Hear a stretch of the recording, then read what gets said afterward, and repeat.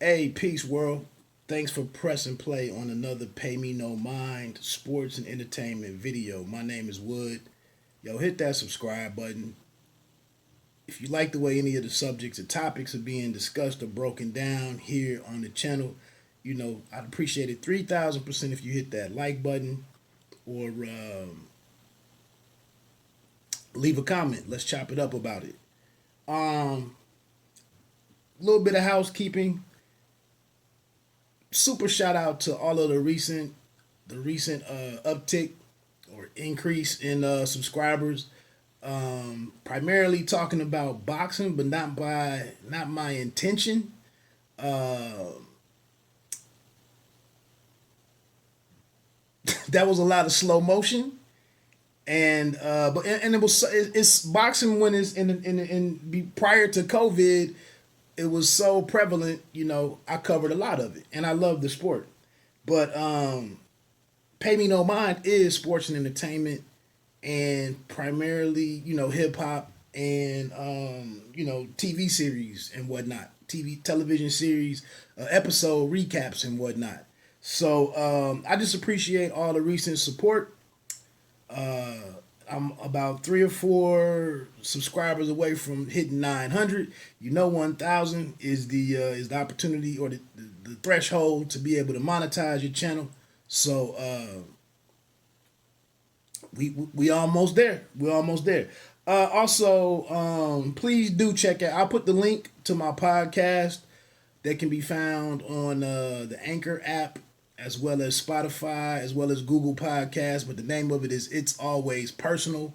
I had to get in. I had to tackle this situation, this ongoing situation with the police killing of George Floyd this past Monday. I had to talk about it in the detail that I try to approach things, and with the thought that I try to put to such matters. So I'll put the link to that down in the description. I'd appreciate if you check me out. That's about it. Look, right now, if you're making hip hop albums, you better tap in and be serious. Like Mr. Miyagi told Danielson, karate no, that's good. Karate yes, that's good. Karate maybe, like great. Like right now, if you're gonna put your name on an EP or album, you gotta really lock in and deliver. And I'm getting ready to get into a new joint, Alfredo, from MC Freddie Gibbs out of Gary, Indiana, and producer extraordinaire Alchemist out of Beverly Hills. Interestingly enough, Alfredo is obviously Alchemist, the producer, Al, and Freddie Gibbs Alfredo. I'm sure you've already put that together. You're very smart people. The single came out the other day, earlier in the week, 1985. How could you not be excited for what was to come with the guitar loop on there? I love the little drum breakdown with the cymbal. I mean, yeah, with the cymbal, uh, gets it cooking, and it also kind of gives us a timestamp that he mentions the 1995 Michael Jordan traveling with the cocaine circus, and lets you know how recent this project was put together. So that's pretty much fire right there. This again, 10 tracks total, all produced by Alchemist, as far as I can tell. Um, this is a very popular, a very effective trend in the game right now. Is various artists. I think I was ahead of the game because I've been talking about this was the way to go for certain artists, was to link up with certain producers and lock in, and album making in my opinion, is still a fascinating aspect of the genre. Actually, you know what? Before I get into the 10 tracks, back up from the lead off joint, 1985. Just some quick notes that I had, just in general overall thoughts. And throw this disclaimer out there, this caveat. I can't give you the full Freddie Gibbs catalog. I have not rocked with him that extensively. Shame on me. I tapped in on the bandana joint with him and Mad Lib about a month and a half or so back. Blew me away. But I haven't dug in all the way into Freddie Gibbs, his discography. But I have heard him, some features of him on some of the other artists that I've been reviewing. So shout out to Freddie. Freddie, one of his, just my quick notes, he uses his voice as an instrument, man. He's one of the dudes, and this is something I feel that's a signature or a signature characteristic of Midwest artists. And it's something that I think is it's kind of a weakness for the East Coast, is there's not a lot of guys who really get out of that cool vibe, that cool shit, and really add a lot of emotion, unless it's really like aggression. New York does aggression very well. But the East Coast dudes like Buster that can tap into these different voices, you don't hear a lot of that. And Freddie uses his voice as an instrument, not like the way that the auto-tune guys and the melody guys, not the way they do it. Freddie just has this interesting way. I'll touch on it in one of these songs here in a second. There's several joints on here where I really feel like if he was to perform this project at a venue, there's several joints on here where he could turn down the lights, grab a stool, maybe grab a glass or something dark, and I don't know if he does cigars or whatever. Hell, some of these venues the artists actually light up blunts and whatnot, but he could actually do a very like calmed down performance. Again, tap into the emotion of a record and whatnot, connect with the crowd a little bit. It's a chance to do that. The other note, it's at least three songs on here that don't have that normal boom bap or harder drum track. It's kind of got the softer drums, or maybe even more of just a percussion sound versus a drum beat. Midwest, I mentioned this already, but his Midwest background gives him the ability to intrinsically incorporate these random signature parts from other regions. He can do the double speed rhyming, the bouncing stuff. He can throw in some bars, some punchlines, references to sports and whatnot. He can be a bit of a chameleon. And then he can do that sing-songy stuff at times. One thing that I don't know if this would be perceived as a diss, but he's always reminded me, I've seen Freddie Gibbs over the last 4, 5, 6 years. I just kind of never checked him out. But his persona or whatever really puts me in the mind of, and his soulfulness kind of puts me in the mind of Sweet Daddy Williams from the sitcom Good Times. I think their voice might even have some similarities, if you know who I'm talking about. And if you saw, I think Freddie Gibbs did recently had an appearance on NPR Tiny Desk concert series. And I think he had the button down with his chest out and everything. And it just reminded me of Sweet Daddy Williams, who was like a loan shark or something. He was a dude in the streets on I think it was like season 3 of Good Times or something. I looked it up a little bit. I think it was season 3. I just mentioned, he has several sports references throughout the piece and different mentions of things that are popular in American culture right now with Uber. I think he has some bar about Lizift for Lyft. He mentions Bubba Chuck, which is Isaiah Thomas. Allen Iverson. He says, "Don't cross me like Isaiah." I'm assuming that's Isaiah Thomas from the Pistons, which also, I'll get to that in a minute. And then I think there's also a Kareem reference, just a couple of sports. I'm assuming he's an NBA fan. And then another interesting aspect here is that Alchemist doesn't have any signature drops, for his beats. Like when his beats come on, there's no Alchemist drop. And then my last note that I didn't write down, Man, it's difficult to stand out if you're a rapper. I mean, you can be popular and sell if you're a rapper under 23, 25. There are some guys doing it uh, that have like the mainstream and hit the radio and, is way more popular. But as far as the stuff that's catching my ear, man, it's about 35 and up is like really killing the game right now, especially for guys like me. I'm like I said, I'll be 45 in a couple of months, and I'm hearing just some very mature, some very well thought out, topics and subject matter and whatnot. Even if I'm not in the streets doing none of it, like I said, it lines up well with the detail that I see in a lot of the TV series that I'm watching, or some of the movies that I've checked out. So it's very entertaining. So back to the 10 joints.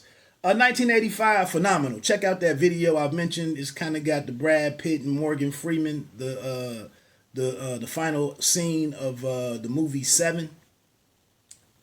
It's kind of I think that's the obvious theme of it. They don't really drive it all the way home with the head in the box of Brad Pitt's wife, but they're out there in the way out somewhere with the power lines and everything, and the tall weeds and whatnot. Check that video out. Track 2, God is Perfect. Phenomenal beat. I mean, phenomenal beat, man. I love the drum programming on there. The drum track is really dope. And then this ill piano bass sample.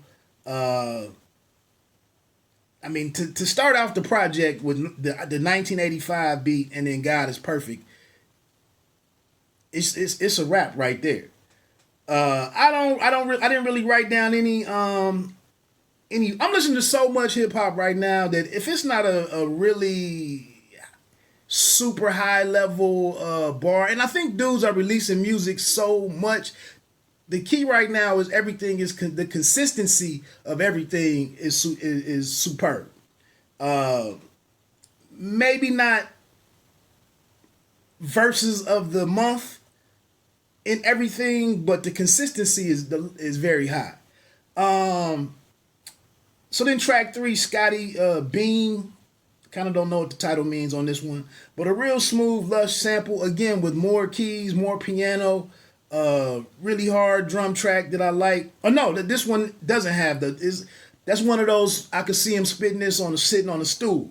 No hard drums is what I had. He's basically talking about a bit of what I would say is his conscious voice.